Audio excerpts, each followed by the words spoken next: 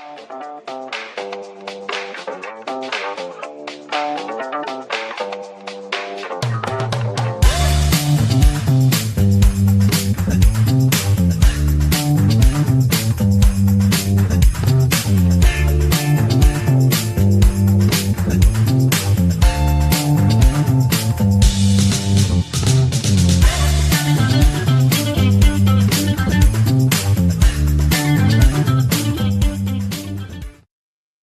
morning, friends, social media connections. Welcome to today's episode of Selling That House. For those of you who are tuning in for the first time, whether you're watching this as a live stream or getting it as an on-demand recording, welcome to you. For those of you who have been kind enough to share your time with me from previous episodes, and you absolutely are the ones that motivate me and my guests to keep showing up for you.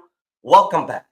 So with all of that said, many of you may know this, at least from kind of the headline of this video podcast series. You know, it's all about the stories and along the way, some facts of the life event of selling that house.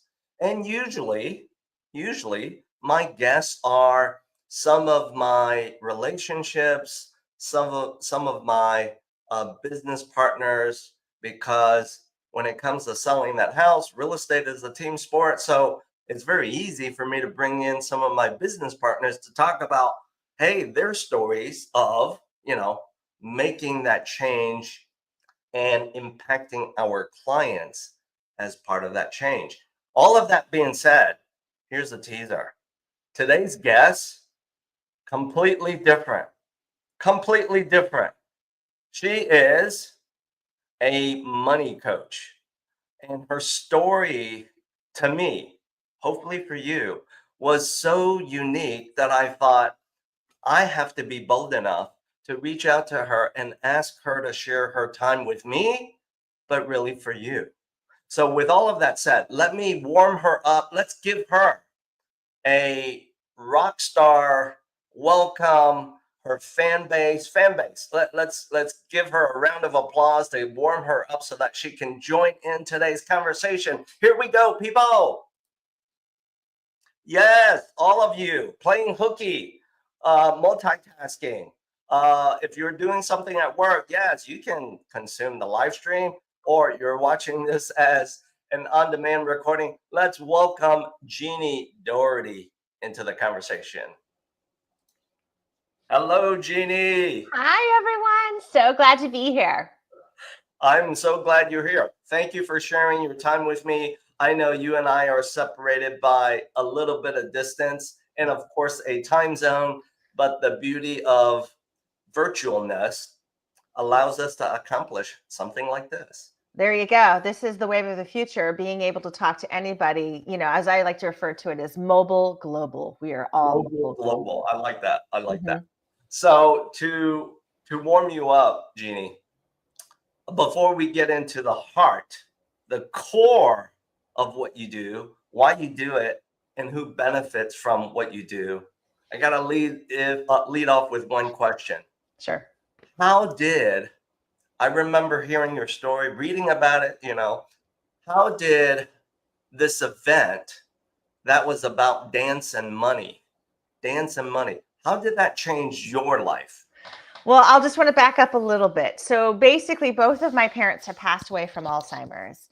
And after my mother passed away, we, as a family, found out there was some financial exploitation of my mother's estate, if you will, by another family member. And we went to court, and it was not a good experience at all. And we lost because there was nothing we could do. So what I did for my own healing process is I started taking dance classes for my stress, because I was really stressed out. When I walked in after taking dance classes for 2-3 years, wow, there was a flyer on the wall for dance and money. And it was for 4 days, 2.5 hours away. And I went, I should go. And so I did. And then I met my very first, we call emotional and behavioral money coach. I didn't even know those existed. Okay. Prior to that, if you would have asked me what is a money coach, I would have been like, it's an investment coach, right? Or a budget coach, which are the most commonly known. But Right. right in the middle is what I do, which is I help people rewire their money brain because we all have one. Right. Yeah. Right. Right. So can I ask, how does a money coach rewire a brain, my brain, their brain, the Yeah. people who are watching us? Well, for those who are like really into neuroscience, and this is partly the piece about aging that really got me into this, is that we do it through simple steps in about 15 minutes a day. We help you rewire your thoughts and your behaviors and your patterns so that you're no longer feeling stuck in a situation that's like, oh, I thought this was going to be great, or oh, I'm feeling like this is the worst. What I find is that there's really like 5 areas in your money brain that really need to be addressed. And that is, we need to have more empathy for ourselves, for others, and sometimes in a really bad situation. So the pandemic, and some people didn't even think we had a pandemic, is a great example of, do you have any empathy for people who were in a different situation across the globe, right? Hmm. And there's, can you be curious without being judgmental? Can you be creative without, never starting or never finishing? Can you navigate to where you say you want to go? Because everything's changing and it's moving really fast. Money moves so fast around this planet. It's not funny, but it does. It moves so fast. And the last piece, are you ready to make a money decision? So a lot of times people are very emotional and they don't want to talk about money. They're not ready. They don't want to do the work. They don't want to prep their taxes. I could go on and on and on. And so what I do is I show them ways to activate that money brain so they can go do this. Like they can make financial decisions, have maybe a challenging financial conversations. If you're a nervous person, you have to talk about your subject matter expertise. You can still get in a podcast with somebody like as talented as Bill too, and still be able to talk to them without fearing like, God, I hope this doesn't go badly. You're like, no, I'm going to show up. Everything's going to work out. I'm Right. ready. Right. Doesn't Right. matter if today is like maybe a little bit of that, but I'm ready. I'm here now. Let's do this. Okay. And that's All right. powerful. Yeah. Um, you touched upon, one very obvious thing that I think impacts many of us um, out there in the real world, virtual world for that Yeah. matter.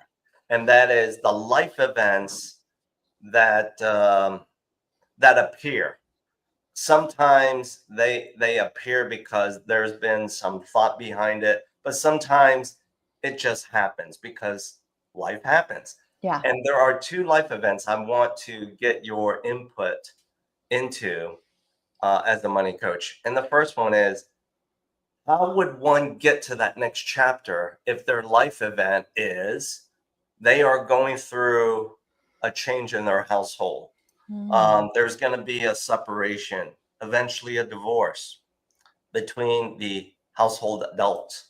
Can you talk to us about that? So, when there's major change, like a divorce or children moving out, there's always a grieving process. And that's something that people don't like to talk about. But I find when you're able to rewire your biggest fears around your own survival and your anxiety, then the next steps get a little clearer and you get a little happier with it. When people work with me, they save money in their divorces. Like, as I often say, I'm 50 to 75% cheaper than your actual divorce. But if you actually need to work with me because it's time to end the relationship, the marriage, that's fine. You actually save money because then you don't spend all your time fighting over assets, which all that money goes is to the lawyers. Yeah. It doesn't Yeah. go to it doesn't really go to you. And I've seen people spend like whew, 5 and 6 figures trying to be like, I need to be right. And it's like, for what? You just spent $600,000 on trying to be right. When if you said, you know what, I think we should settle on this one and then I'll let this go and it only cost me 50,000 and life will be fine. Yeah. And as part of this topic, it's common, right? In a large fraction of this life event where one of the household adults has to rewire their money mental fitness Hmm. because they have to get to that next chapter of, hey, I've been doing this for a long time, but I need to do that now. And a lot of that is earning a different stream of income, Sure. being more involved. Talk to us about how, with your coaching, with the services that you provide, how do you get them to that, get them over that emotional obstacle and hump? So I've been really quite. I think I'm as somebody who likes to consider herself having a pretty healthy money brain. Mine's not perfect; it's just healthy. That's what I aim for, and that's what my clients get. They get healthy money brains. Yep. Is that I help them focus on, where do you want to go, and then what are the steps you want to take, and then we break down the fears and the emotions that are stopping them, and the past behaviors, and sometimes it's people around them that are just terrible. You know what I mean? Like they're like, Yeah. "Rah, rah, rah, rah, that'll never work." So it's learning to figure out what I like to sometimes call like your financial power posse. Where are these people who are going to cheer you on, not tell you to spend wildly, but to follow what it is that you feel is the best course of action? Because so many times there are good money makers or good money potential in a family, or like you said, household adults, and they're constantly getting all this like blowback of like, no, we better save every last dime. Well, the deck needs to be fixed, and if we don't fix it, it's going to cost us $50,000 versus if we spend $10,000 now, we can fix it, but we want to hire the right person to fix it. Hmm. Like that's a great example of like somebody's thinking clearly about all the objective data, as well as, yeah, it's a little shaky out there, we need to get this done, and other people are like, no, never. For what reason? Yeah, yeah, I hear you. Let's now move the conversation to, you touched upon it, your personal story. You were a caregiver. Yes. And fast forward to right now, Jeannie, you and I both know this, that sandwich generation, right? We've Mhm. heard that thrown around a lot. It's a growing population. So, talk to us about how the sandwich generation needs to also sometimes rewire their money brain, because all of a sudden, right, they're caring for their kids, and maybe the kids are adults, as Mhm. well as their parents who are Yeah. aging. So talk to us about that. So I'm so glad you mentioned this. So I think the latest Social Security stats for 2024 is that there's about 10,000 people, 10,000 a day, people who are 65 who are retiring, because the boomers are now starting to retire in mass, and so that's a big thing.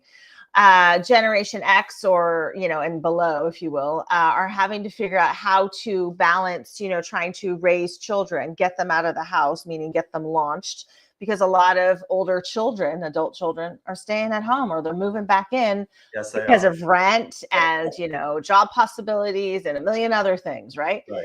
So if you're in the middle and your aging parents are not doing well, this is hopefully a conversation you had like at least 10 years ago, if not sooner, is do we need to create like what's commonly referred to as a mother-in-law suite?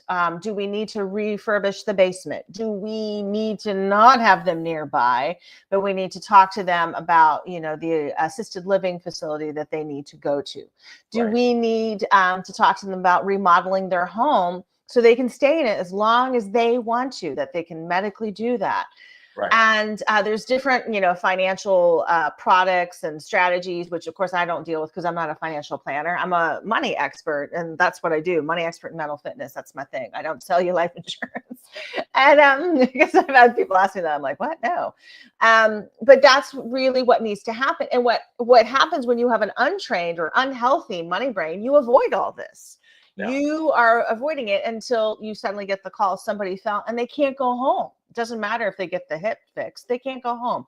And Yeah. your entire life is upended trying to like case manage a situation. You thought Medicare was going to cover this. It doesn't. You don't know where this money's coming from, because maybe they're too sick right now to access their funds or their accounts because you're not on them. That's a big risk. And then on top of it, meaning you're not a signer on them, you might only be a beneficiary. And then the other piece, of course, is, what people don't know is that the average caregiver, average out of pocket costs are over $7,000 to take care of an aging parent if they don't have enough funds. Yeah. Very Out true. of pocket. And Yes. so that's a child in terms of like having to pay for things. Like that's, a lot of money that people are like, what? And you're like, yeah. And so I was just reading a quick little article before I got on here about how people try to pay for in-home care when they don't have the long-term care insurance, they don't have a life insurance, they don't have any of this stuff. And nobody told them that they could be living until, oh, I don't know, 80, but their money was really only going to last them until 70. Right. Right. Which is why I think, with the sandwich generation that's growing, um, the baby boomers are aging, given medical technology to live longer, Yeah. right? Um, I do see, and this is in the spirit of our conversation selling that house. I do see more and more those conversations that have to start, must start, and will continue to grow, as to like, well, what do we do with mom and dad's house? Yeah. Um, how can we coexist together? And how do we plan for, as they're aging, things that maybe our home isn't as conducive to them? So, with all of that said, I think this is a conversation that will always continue. And from your perspective, as a caregiver, but now running a business Yeah. of rewiring our money brain, I think it's so important. I agree. And, there's a lot of times that families do want to try to stick it out, but, here are the holidays, they're coming. Not everyone's going to have a happy and Merry Christmas. It's just not always going to work out that way. So again, it's sort of like, well, do you have the conflict resolution skills? Are you do your parents or your in-laws know not to correct you as you're trying to talk to your own children about what's going on? Or are they allowed free reign and you're supposed to just sit there and like watch your kids go like, why is grandma yelling at me all the time? And they're like, oh, because you're not up to her standards. And I have seen it in with my clients that they have a 70-plus-year-old grandma or grandpa who's constantly like telling them you're not parenting them correctly. And there's some value to that. Yeah. But it's always on how it's done. And it's, like what's the best way to do that? And so then families fracture or they are stuck together or they eventually just kind of have to leave. And I feel like that's a necessary conversation. We love you, but we don't think we would be a good fit for you long term. Of course, you could come and stay with us for whatever, a few weeks, but we don't want you in the house full time because that's Yeah. just not going to work for us. And that's not a bad conversation to have. That's a necessary one to have. Yeah. I think what I'm taking away with the last part of what you just shared is it's all about managing expectations, and the outcome, right? Yeah. So for our audience members, your audience, my audience, and the audience that is out there who are getting some of this and they're leaning in to say, oh, this is kind of hitting my stories. I know this. You are hosting an event next week. Let me bring up what that looks like. Thank you. You're right. You're hosting this caregiver conference next week, correct? It's my second annual. The Yeah. first one I actually did finances, I did legal, I did medical and caregivers. This one is just how caregivers' minds and bodies need to be taken care of because we're often the glue that's supposed to get everything done and notify the appropriate people in enough time. And I got to tell you, people are just overwhelmed and swamped. But I love the fact that we're working on things that your doctor may not be thinking about. We're talking to you about brain regeneration. We're talking to you about having a life coach to deal with, if you are in the sandwich generation, maybe you've got challenging children and challenging parents. So you might need a life coach for somebody who specializes in that. We Right. have a nutrition and fitness coach who's like, let me tell you why your knees and your back are hurting. And here's some simple things you can do with your diet. So you might actually just feel better. It's not about weight loss. It's just about feeling better, having a little more energy and some clarity, so that you can get things done. Because that's one of the things that I have been vehemently opposing. I'm saying like, hey, I don't want people just get some shots and you'll lose some weight. It'll be great. And it's like, that's not for everybody. Yeah, that's not That's a very. terrible message to give a caregiver. You just need to lose weight. Yeah. So back to Jeannie's conference that she's hosting uh, herself with her tribe of friends next week. How can you find out more information about it? We've dropped here in this part of our episode the link to that event. So quite simply, just cut and paste this, go to that landing page, and you can learn more about it. And then, of course, the key is if this is what can help you going forward, sign up for the event, right? Yeah, it's a no cost event. So, I mean, I don't know what else I can say. And that is that you're going to get, you can see it then on the 20th. It's a no cost event. And then, what's great is the people who might miss it, I will be offering the recordings a little bit later. But I mean, still, I'm like, it's no cost. All it is requires your time. You can go to the person you want to see. You don't sit there and be like, I've been waiting 4 hours and I just really wanted to talk to Jeannie when she talks about how to harness your Midas touch as a caregiver. That's my topic. And which I think is a pretty good one. I mean, I would have loved to hear that one as a caregiver, but I was like, how about we talk about how you can access your Midas touch as a caregiver? Come on. Yeah, I like that. Mhm. And you can certainly speak to that because audience members, as you heard Jeannie share with you at the top of this episode, she's been there before. Yeah. For those of us who are just at the start of this journey, this is important. We can learn from others as to how to manage. Yeah. Yeah. Yeah. Yeah, because those who are doing multi-generational homes and who are successful, it is a process to sell your home. It's a process to buy a new one. And you want to have hopefully the best, healthiest money brain that's going to have to make those decisions. So you're not just repeating stuff. Why can't we, get out of this mess of arguing over the house? Well, it's because nothing's trained. That's why Right. we're back to the same old square. Right. So as we end today's episode of Selling That House, thank you all for joining me and my guest, Jeannie. If you have your unique story, just like Jeannie's, about something that you're doing that impacts the life events of selling that house, how can you share your story? I invite you to do this. Simply scan this QR code. You will connect with me. I'll gladly start a conversation with you, and then we will map out when we can have you guest in an upcoming episode of Selling That House. So as we end our short conversation today, but with a lot of impact with guest Jeannie Dougherty, let me ask my music posse to play us out. Enjoy this upbeat rhythm. And of course, for all of you today, hopefully it's going to get you into the rhythm of where you need to go. Let's call it the end of today's episode. Here we go.